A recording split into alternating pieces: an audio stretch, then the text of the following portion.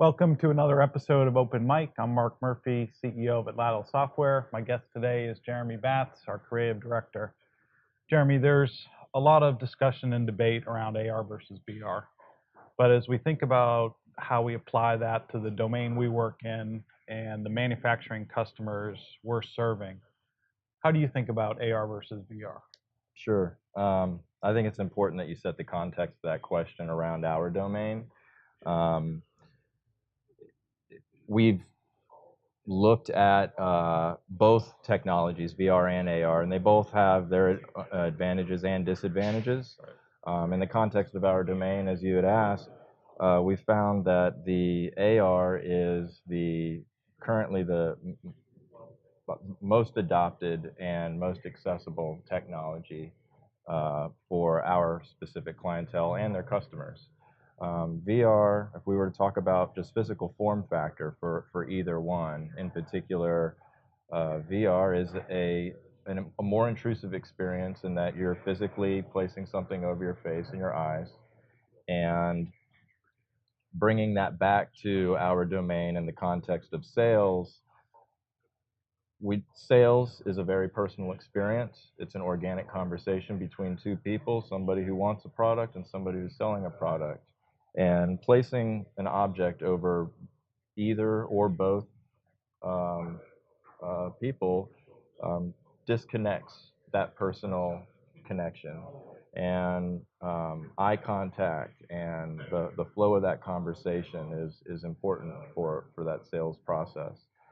Um, so therein lies a particular hurdle with the physical form factor of VR, I think. Although you could share a virtual space together, there's still a virtual space that you're sharing as opposed to us sitting on a couch together and having a real conversation.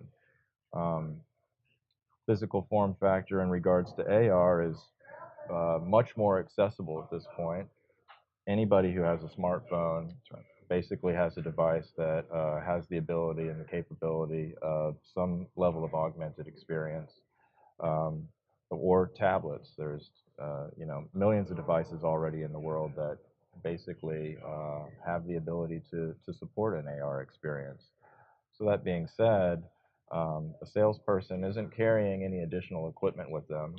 They're not having to enforce an experience onto their client who may be accepting or not accepting To the headset to a headset. Sure.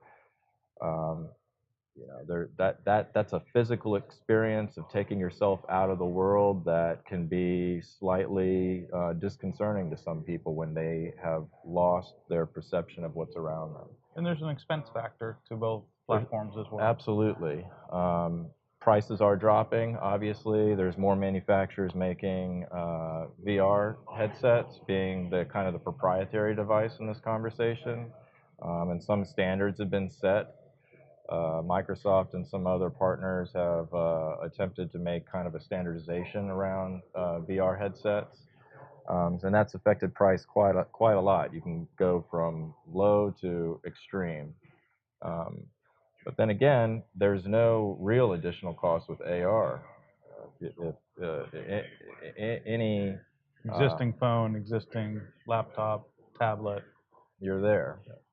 Um, and then we talk about experience and what we've seen in our marketplace in our domain. We've seen that enterprise companies, they have tended to adopt the AR in their own products, and that we're seeing a lot more utilitarian type of applications that are done for an AR, either in retail and retail or the Internet of Things, being connected to their equipment, being able to walk up to a device and have an augmented display indicating the current status of that piece of machinery, to like retail, being able to see what does my furniture look like in my living room. And again, that's something that's been accessible now from any level of consumer, be it my kids playing an AR game to the parents who are actually trying to redesign their furniture. So that experience is certainly getting more mainstream in Much AR through our current consumer experiences, and we're seeing that roll over Absolutely. into our B2B customers. Absolutely. And you know, it really does. A lot of it comes down to that simple accessibility factor, and it's commonplace in the household now, where people understand it. They've seen some form of it, whereas VR is a very specialized experience that unless you've bought the device or you visited somebody, you've only heard about it, and sure, the curiosity is there, but the experience may not be. And certainly, if I'm buying a highly engineered product, I'm as a salesperson and as a consumer, I may not want to hamper that experience by having a new piece of technology interrupt the experience of the sale. Great. Well, thanks for joining us. Great discussion. Sure. We'd love to continue this dialogue. Please reach out to us at atlatlsoftware.com.